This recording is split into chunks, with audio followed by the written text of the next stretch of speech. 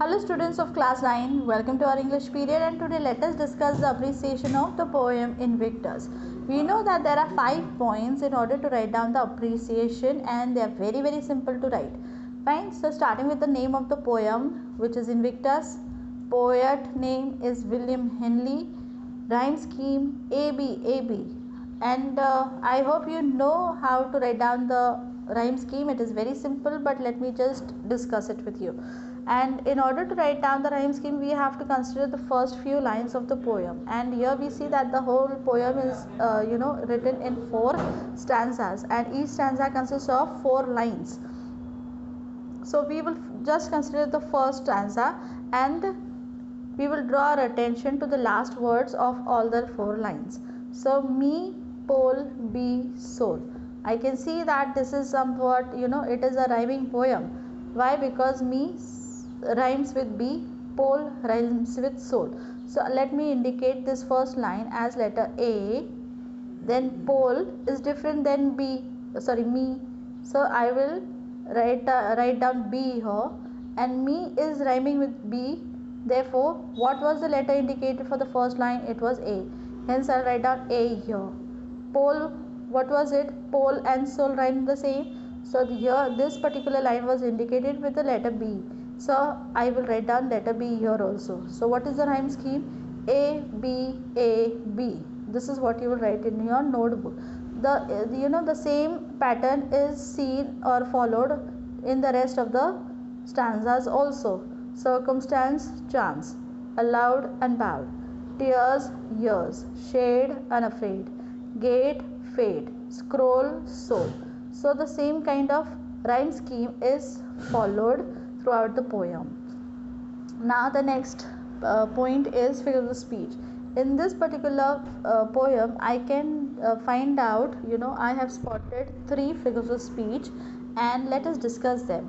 The first thing that I have found was it is personification. So here it is. Out of the night that covers me, black as a pit from pole to pole. Okay. So what is personified here? Night is personified. Why does the poet say that why do we say that night is personified? Because it shows that the poet has written that night covers him.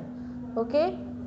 So night is given the human quality, and that is why it is able to cover the poet. Hence this particular line is an example of personification. Now the next personification example is this. Under the blood churnings of chance, my head is bloody but unbowed. Okay. So what is personified?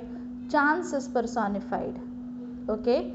That particular situation. So chance is personified. And in what way is it personified? So here chance is said to hit. Blood churnings is what? Is to hit continuously with a club. Okay. So chance is continuously hitting the poet's head. Okay. Until it is bleeding. Okay. So chance is personified or is given a human quality, and therefore it is able to hit the poet. Okay. Making him bloody. So this particular line, these 2 lines, you will have to understand that when you are asked to write down, you will have to write down these 2 lines also to show that chance is given a human quality to hit the poet's head. Fine. So this is an example of personification. Now the third example of personification is this line. And yet the menace of the years finds and shall find me unafraid. Okay. So who can find? You and I can find things, isn't it?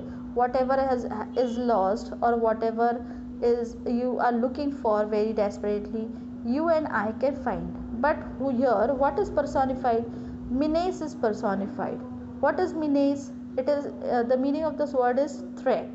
Okay. So threat is an abstract noun, isn't it? It is not seen. You can only feel it, isn't it? So this is an abstract noun. So it is finding.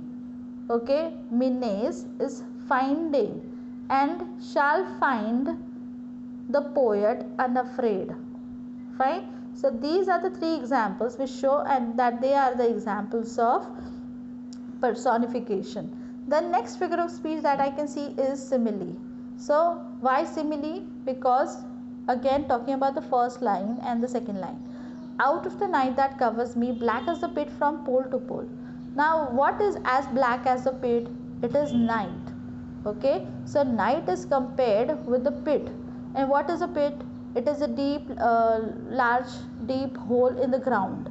And we know that no light can go in the ground. It is always, therefore the holes in the earth are always very, very dark, isn't it? So night is compared with the pit.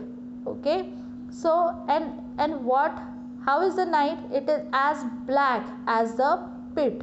So night and pit are two things or two nouns which are compared, and they are compared with the word using as.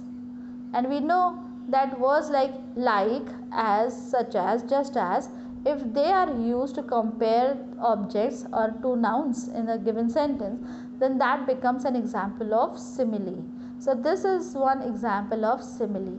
Now the third figure of speech is repetition. Here you can see that black as the pit from pole to pole. So in this particular line we can see that there is a word which is repeated, and that is pole. Pole to pole, pole and pole. The word pole is repeated, and hence it is an example of repetition. The spelling of repetition is repetition. Repetition. Fine. So these were the figures of speech that we discussed of the poem Invictus. Now let us move towards the last point, and that is the central idea. Now we know we have studied the poem, we understood the explanation, we also wrote down the summary of this poem, so it will be very easy for us to write down the central idea. So what is central idea? It is the gist. Fine. It is the summary, it is the gist, or you can say the message. What is the message given by the poem? So that you will write down in this point, which is the central idea. The poem tries to inculcate, the poem tries to inculcate manly qualities in us. It teaches us to be unafraid, face difficulties bravely, defeat them and be victorious in life. It also reminds us that we are the masters of our fate and the captains of our soul. Okay, so this is what the central idea is. So children, please watch this video carefully. I hope you have understood the appreciation. In case of any doubts, please write to me on WhatsApp group. See you in the next session. Till then, goodbye. Thank you.